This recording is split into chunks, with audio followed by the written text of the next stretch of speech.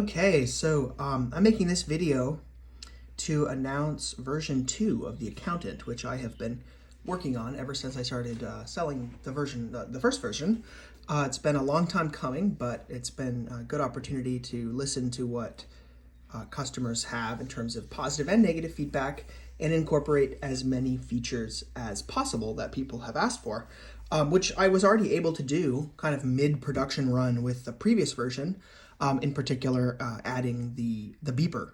That kind of happened halfway through because someone asked for it, and it wasn't too difficult for me to tack on to the last design.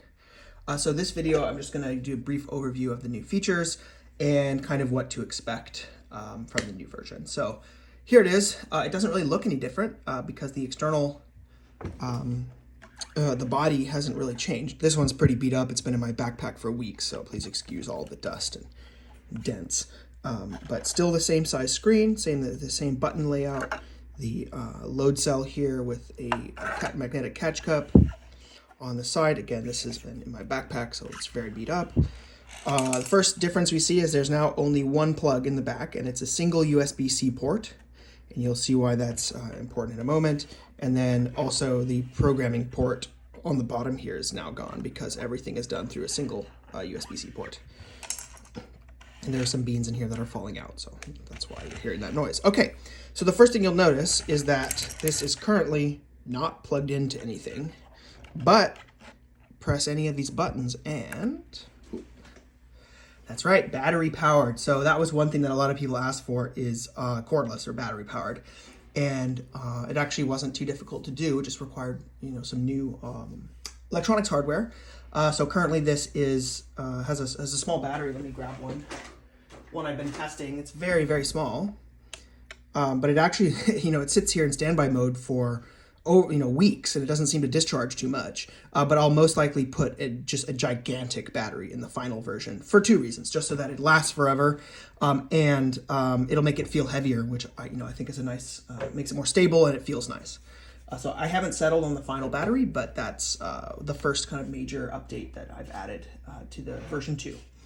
And then the next thing you'll see, the screen is a little bit different. So previously it would just show the scale weight, and that was it. I was pretty limited by the processor I was using.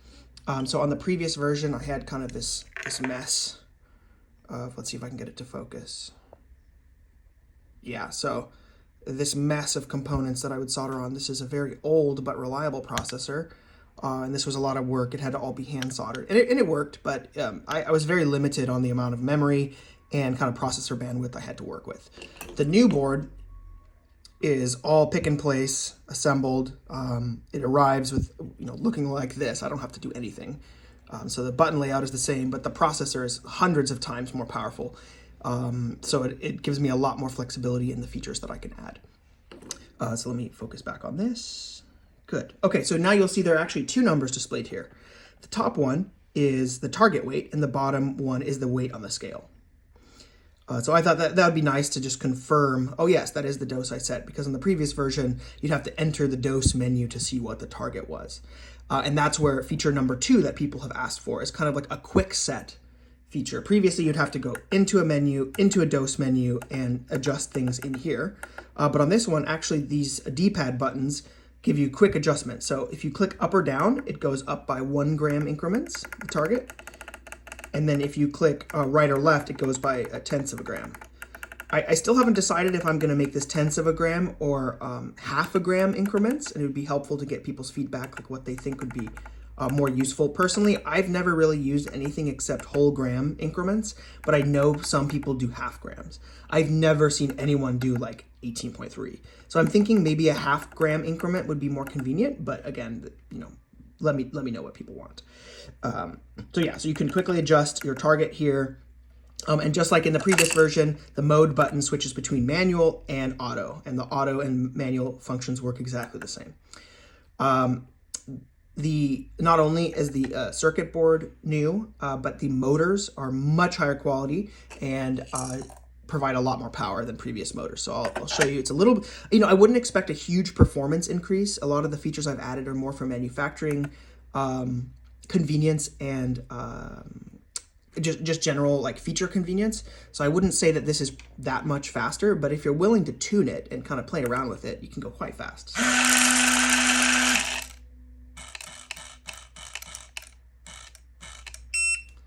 So that one was actually pretty slow. I think it's because I've been moving it around and the beans are all messed up inside there. So let's try one more time.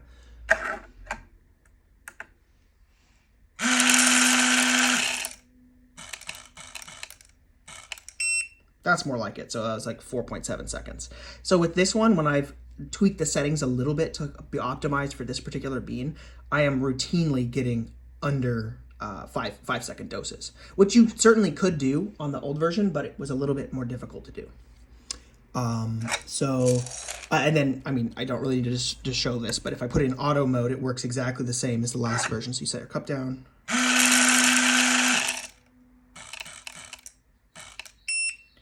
But what this new board and the new motors have allowed is that I can finally tune a lot of the motor parameters much more tightly than I could on the previous board. So each one will, in theory, be much more tightly calibrated, and it should auto-calibrate, but that is something I'm still working on. Okay, so in general, those are kind of the new dose features. Also, the menus are new, although I don't want to go into them too much because I'm still updating them to try to make them as nice looking as possible and as convenient to use. But now the target, the offset, and the target, the offset, and the acceptable undershoot are 3 separate menus, which I think will be more intuitive to users versus kind of doing the undershoot calculation yourself and putting that in the target. So essentially what this means is my target is 18, my offset is 6, and the acceptable undershoot is 1/10 of a gram. So that means that it will stop at 17.9 grams. That's the acceptable undershoot. So that hasn't really changed. It's just displayed a little bit differently. The preferences for the beeper, the timer, and the tare delay are the same. The load cell calibration is the same. This is an experimental setting that I'm working with in terms of being able to set a bunch of parameters with the motor for a finer tuning of each device uniquely. The stats is an experimental menu that's showing me stuff I need for development, like the battery voltage and the charging status. That most likely won't be in the final version. But that brings us to probably the most requested feature from version 1, which is the ability to update the firmware remotely. So right now, unfortunately, customers kind of have to send the device back to me unless they want to go through a very tedious and difficult process of flashing the firmware themselves. So if they want an update, they have to send it back to me, which I'm happy to do. But this one, because this board is running a very sophisticated processor with a Wi-Fi antenna on it here, this thing can actually be updated over the air. So how this works is you just select the update menu, and it says that the SSID is called accountant, and it gives you an IP address, which it just assigns itself. So if you open up your like Wi-Fi browser on any computer or phone, I've actually uploaded new firmware through my phone to this, and it was very easy. It worked perfectly. You just connect to this network. It'll just be called accountant. And obviously your computer won't have an internet connection while you're connected to this, because this is the new, it's serving as the host for the connection. And then you just type this IP address into your browser, and a little web page pops up that has an upload button, and you just select the new firmware file and click upload, and it flashes itself and turns off and resets. And it automatically kicks your computer off the network, and your computer will just reconnect to your normal local network, and the new firmware will be uploaded. So this is great for everyone, especially international customers, because I will probably have a GitHub repository with the latest firmware, with documentation of what's been changed and new features, and people can just download whatever firmware version they want and flash it without no wires required, just over the internet. And the reason I went this way is of course this thing could in theory connect to your Wi-Fi network and update itself, but that's a security risk, and I some people probably won't want to have this device on their network, and I understand that, and this is kind of the simplest, most secure way of doing it. But in the future, if people are interested, it can kind of work like a decent or something like that, where it actually connects to the internet and it can let you know when a new firmware update is available and do it all on its own. But I'll probably make that optional, because I know, again, some people may have security concerns about that. So let's see. So now if I exit that menu, otherwise the reset menu is unchanged from prior. And let's see, let me take a look at my list here. Yeah, so that's essentially it for the new features. For the customer, they're getting over-the-air updates, getting a quick set dose feature, more reliable and faster and more powerful motors. And then for me on the manufacturing side, these do cost a lot more to make per unit, but the amount of time it saves me is more than worth it. So I should be able to hit much, much higher production volumes. And it's much easier for me to assemble. And of course, the customer now gets battery functionality, and it just charges via USB-C.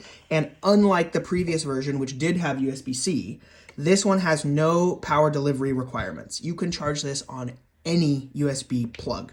Anything will work because it doesn't need high voltages. It will work on 5 volts. So you can charge this from your computer, you can charge this in your car, you can charge this on your old iPhone charger. It doesn't matter. Previously, for the other one, you had to have a modern USB dongle with USB power delivery functionality, which is a specific protocol. This doesn't care at all. And it charges pretty quickly. I think 400 milliamps is like the charge rate. So again, I have an enormous amount of space in here for a battery. Right now I'm just using a small one for testing convenience, and I haven't selected the final battery, but I'm going to make it very large and very heavy just so that the device will last a super long time and it will have some heft to it. So I appreciate everyone for your input. I've really listened to every single piece of feedback I can get from the community, and I've tried to address and or implement every feature that people have asked for. In terms of the reliability of the previous version, I've had a few motor failures, which thankfully are easy fixes for me to do or to send the customer a new motor, and one processor failure. But other than that, for over 100 units shipped, we have had a very low failure rate, and I anticipate that to be even lower for this one. So yeah, please let me know if there are any other features you'd like to see, your opinion on the dose amount that's changed with the different buttons, half grams versus 1/10 of a grams, 1 gram versus 5 grams, things like that. And then what's super nice is I can even make multiple different firmware versions for people's preferences, and they can upload or flash whatever version they want over the internet with no wires. So I'm really excited. I'm going to open pre-orders for this soon. I do have some orders for the hardware that I need to start shipping these. I'll probably do a limited pre-order, maybe 20 or 50 or something like that, and make sure everything's going well before I kind of open it for unlimited pre-orders. But yeah, thanks for everyone for following along.